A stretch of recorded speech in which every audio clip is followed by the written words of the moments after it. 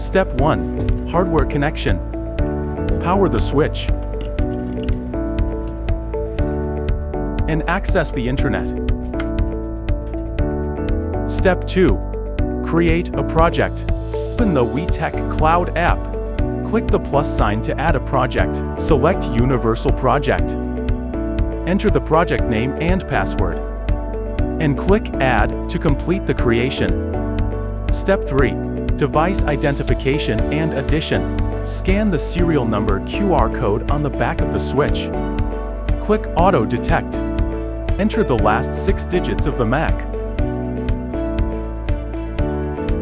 Step 4. Check the status of the device on the cloud.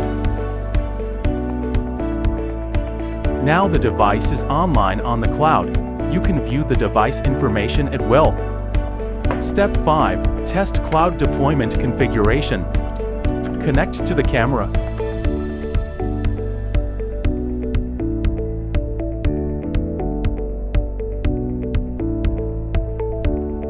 Select the port and turn off the PO function of the port.